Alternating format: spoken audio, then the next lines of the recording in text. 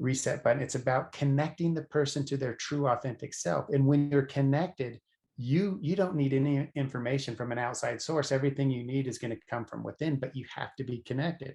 And so if I can clear people, hit the reset button and get them reconnected, where they go is 100% up to them, and how they're changing the world or how they're making that impact in the world is 100% on them. And so that's kind of the philosophy that I have with my work. People come to me, clear the energy, hit the reset, help them connect, then they're off and running. That's the way that I view the work that I do. I try to keep it as simple as possible, but it's really, I can't stress enough, it's about connecting you to your true self, because we're all connected, right? And that's the key thing, is that connection. And once we have that connection, we're off and running. And it's going to take work. It's not an instant, let's snap our fingers and we're connected. It's, it's taking time for ourselves. And the people that are the healers of the world that are dealing with this, you think about it, you're one of them, and probably your listeners are as well. Our personality is to just constantly be helping and giving and helping and giving and helping and giving. And when we're doing that, we're not taking time for ourselves. We're depleting our own energy. And it's kind of like when you fly on an airplane, they say, put on your mask before your child's mask. Well, we have to sort out our own energy before we give it away to everyone else. And that's not being selfish. That's putting us in a position where we can help people on a sustainable level. So in order to connect to our true self, we have to clear these energies. We have to work on our inner balance. The more we work on our inner balance, the stronger our energy becomes. The stronger our energy is, the harder it is for these outside energies to attach and manipulate us. So that's the very basics of it. But we have to put in the work ourselves. Take time for yourself. Take 10 minutes a day, 20 minutes a day. Just sit in silence. Do something that you love. But a lot of people don't have 10 minutes a day. They're so busy doing everything else. And those people, their priorities are wrong. Until we can reset our priorities and, okay, let me recharge my batteries so that I can do what I'm here to do. And part of recharging our batteries is getting a quality sleep. If we're getting 3 to 5 hours a night or 6 to 7 hours a night, that's not enough. You think of your energy as this battery that needs to be recharged, and you can recharge it in a number of ways, but the best way to recharge your battery is getting 8 to 10 hours of sleep at night.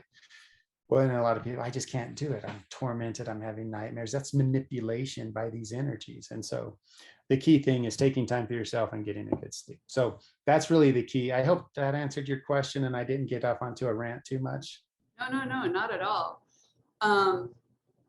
Wow, it's just striking several chords in my heart listening to you. This could spin off several other conversations. But yeah, we have seen the suicide rates spike with younger and younger children, killing themselves in such violent ways, finding a gun in the home or hanging themselves, things like this, down to the age of 8 or 9. I've seen a few such cases here in New York in the last few years, especially since COVID. One of my first concerns when a friend of mine asked me, what is your first thought about this whole lockdown thing? What's the first thing that comes to your mind? And I said, my first thought is my concern. First, okay, men are in this situation too, but my first concern is for women who are in violent relationships. Before they used to have the release valve of their partner going to work, or, she's running errands or whatever, and they would have built-in time apart. Mm-hmm. But now if they're together 24/7, I'm afraid some women are going to die, because it's just going to be, the violence will get to the point where everything just snaps and her partner kills her. And sure enough, we saw several reports of that happening. So there's that. Yeah. I want to connect with what you were saying about the energy of the drugs. I've come to understand pharmaceuticals as having their own unique electromagnetic signature, right? Everything is energy. Mm-hmm. even solid stuff is mostly space, mostly the whatever. And so when someone's taking a pill, they're introducing this new vibration into their bodies, which is superimposing itself on the natural or existing signature, and it's interfering. And that's really, even today, scientists don't really know how pharmaceuticals work. They really can't explain it exactly. Only in the last few decades, Candace Pert was able to make the big discovery of the opiate receptors on the membrane of every cell in our body, throughout the body. And people thought she was crazy because she said, no, there are receptors in the body. It's not just in the central nervous system and in the brain. And she was proven to be correct, meaning the subconscious is the whole body. So linking that to this work that I've been doing now for 7 years in the Westchester County Jail at Valhalla, right next door to the Westchester Medical Center. I'm working with men. They're all adults. They're like age 18 and up. And they've all been triaged into the mental health care road. And some of them maybe have been diagnosed with paranoid schizophrenia, or they're bipolar, and they were never properly diagnosed or treated. And so they have a session in public, and that's how they got arrested. So now they're getting treatment for the first time in their lives. They're medicated every day. They're having group and one-on-one therapy sessions, while at the same time paralleling with the legal process of getting the verdict and then getting sentenced and serving out their time. And this is a really vulnerable population because we see how homelessness, mental health issues, and drug abuse are all like we call it the triple hit of people who get out of jail. They serve their time, they get released, they get off their meds, they're homeless, and they're just really living a really low quality of life. It breaks my heart to think of these men in my class that I've been giving for 7 years now. I do a jailhouse jazz and blues workshop for like 4 months, and then we do a talent show at the end. And I want to give them different vibrations to have in their mind, to have in their memory, the beautiful poetry, the love songs from Duke Ellington and Cole Porter, and the Gershwins and all that, to give them something else to think about when they've got these intrusive thoughts. They can say, no, I choose to focus on, Nat Cole's LOVE lyrics. But it breaks my heart to think that the very drugs that they are forced to take, they've lost their sovereignty. Now they are wards of the state legally, and they are required to take these medications. And I just wonder, I remember of, Dr. Lou's story in Hawaii of working in the psychiatric ward, where he was studying Ho'oponopono.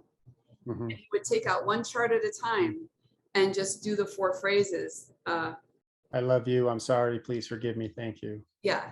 And he'd say, if they're here and I'm here, then there's a connection and I've got cleaning to do. You're 100% responsible for everything that's in your life, whether you see it on TV or hear it on the radio or whatever's happening. That's kind of the philosophy. It's an incredible challenge for me in the beginning of learning this philosophy. It's like, I'm not responsible for the guy who broke into my house and stole stuff. That's not my fault, right? But I'm responsible for how I respond to it. Do I curse him? Do I forgive him? It's a sticky wicket.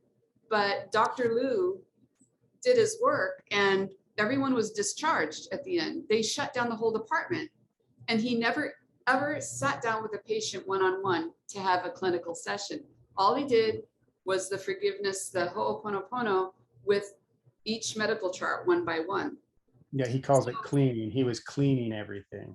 He was cleaning. And I wonder, how would that connect? Like, what can I do for these folks that I work with directly? Either when the COVID numbers go down, they'll let me get back into the jail. But for now, I'm just doing Zoom classes every week. And I'm wondering, what more can I do for them? And this is another question I asked you about. So I've had teachers say, you must always check in with the higher self or highest self of the person, because sometimes permission is denied. It's like, do I have permission to do healing work for this person? And sometimes the answer is no, because the higher self understands that this soul has come and chosen to really learn to do the work, the hard work, the shadow work, to have a breakthrough. And if they're on the edge of a breakthrough and I conduct a healing, I'm depriving them of that. So there's that kind of tension going on there. And you and I discussed this already, but if you want to comment on that for our audience today. Yeah, and I think what you're doing, to answer the first part of the question, is what can you do more? It's just continue to give them love. I mean, love is going to cure everything. There's an energy about it, and that's what it is. And follow the ho'oponopono, clean is what he's says, which is really fascinating to me, because there's some power behind the word. So when you're saying stuff, that's producing an energy. It's kind of like when you say something that has a lot of love behind it, it feels good. If you say something that has a lot of hate behind it, it feels dark and heavy. And that in itself turns into an energetic parasite that's affecting the people that it's directed to, or the people that's just happen to be in the crossfire. So it's like you're putting a spell on yourself, is what I'm getting from you. Like the words are creating this entity that sticks on. Like, yeah, and a lot of people want to talk about demons or jinn or this or that, but when we're speaking, we're producing the energy of that spoken word, the vibration of that spoken word. And so we're creating a lot of these energetic parasites, and you could just be some innocent person walking by that has really low energy, and then you get in the crosshairs of this energy crossing through, and boom, it attaches itself to you, and then you start having these weird emotions or these weird thoughts based on that energy that someone sent out. So if we can always really come from our heart and speak in terms of love, then that's how we're going to change the world around us. Now, the second part of your question in regards to,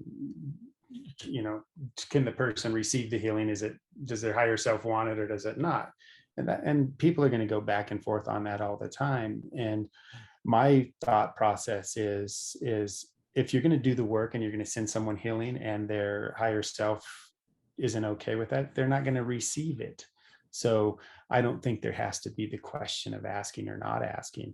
Now, when I started doing this work, I was kind of all about that, because I worked with a lot of little kids. So parents would come to me and I would work on from as little as like 6 months old, little toddlers. And I never, asked that question, oh, can I, or should I? I just did the work. And every time it's worked, the kids started sleeping and the nightmare stopped. And because the little ones are getting tormented. And people would say, but don't you have to ask? And it's like, here's the question. If you're out with one of your loved ones and or a friend, and they have a mosquito on their back and they can't feel it, do you go, do you mind if I get that mosquito off before? No, you just you wipe the mosquito off. But then the next part of that is, what kind of mosquito was that? How long was that mosquito there? And what effect? What is it doing to me? It's a bug is a bug is a bug. It's a mosquito. We wipe it off. We don't even give it a thought. And people want to get really into detail about, well, what kind of energy attached to me and how long was it there? And what is it? We don't care. It's an energetic parasite. It needs to go away. And I classify energetic parasites is there's several different types. And if you really want to get into it, go for it. But your energy or your soul, we're going to say is an organic being. Anything that's attached to that, that's an energetic parasite, as I call it, is an inorganic being. And so when I do my work, it's all done through my intention. And I intend that I remove all inorganic beings. So I don't have to go, this is that, this is the other, and it's been there. It doesn't matter. Get rid of the mosquito. So Right. does that answer your question? Yes, it does. I mean,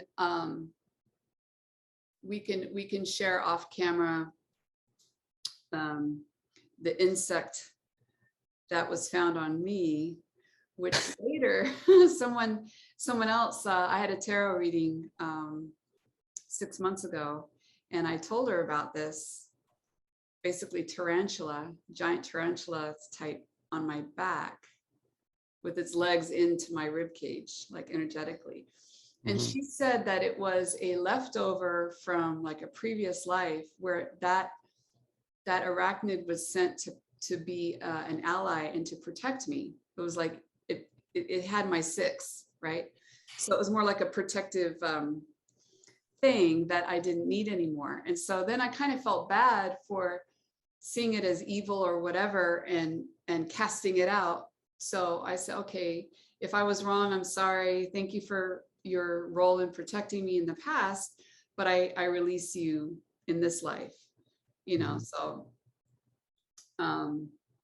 I don't know really what that was about, but I guess it can be confusing if people go to too many different people, you know, to get clearing here, clearing here, clearing here, clearing here. I understand the need to keep reaching out until you really feel a sense of relief. But what do you say to people who, like, there are those who want to get a tarot reading every week, right? What's going to happen next week? What's going to happen next week? And I'm training in tarot right now, and my teacher says, nope, that's not how it works. Tarot gives we can't predict the future. It just gives, if continuing on this path, these things are likely to happen. And it's like a 6 to 12 month window, maybe longer. And my teacher will tell clients, do not come to me for a session. Don't even think about it for at least 6 months, you know, because you need time to make your decisions and let things play out. And don't be going to a tarot reader every week. That's not going to help you. And there are too many charlatans out there anyway. Mhm. So she said, I will not see you for 6 months. And I recommend you don't see anyone for 6 months. Focus on yourself, focus on connecting with your higher self, and just choose to make decisions that are based on integrity. It's about making the decisions from here, from the heart space, or being connected to your higher self. And if you really are connected, you shouldn't be concerned about needing these readings, because you know in your heart, in your soul, that things are going to unfold how they're meant to, and you're just going to overcome the challenges as they come. Tarot card readings and they're a lot of fun, and Yeah. they have a lot of good value for people, and there's people that do channeling and stuff, and all of that's really great, and it's nice to know. But you're seeking answers that you already have. I think there was I don't know who said this, but a long time ago, a Buddhist philosopher, I think, was, the seeker is the sought. So you're out seeking, but you're seeking yourself. So what you have to do is you have to go internal. You don't need anything from an external. Everything has to come from within, because we are all connected, and our connection is from here. And so going to seeing people like that, it's going to be very helpful for a lot of people, and it does a lot of healing for people. But if you really want to find the answers, you have to do the work. Take time for yourself, work on your inner balance, work on that connection, and then you'll have this heightened sense of intuition, and you're not bothered with what the future is going to be, because you're living your truth, and your path is going to unfold exactly how it needs to. And it's really hard to stay in that zone. We all get up into our head in our everyday life, but if we can always just go back to our heart and focus on love. And the love is this vibration, and it has a color. Green is the color of love. If we can focus on always being green in love, things are going to unfold how they need to, and we don't have to worry about these inorganic beings directing us or manipulating us if we're coming from our heart space. But it's hard to live in that, and that's what the challenge is, I suppose.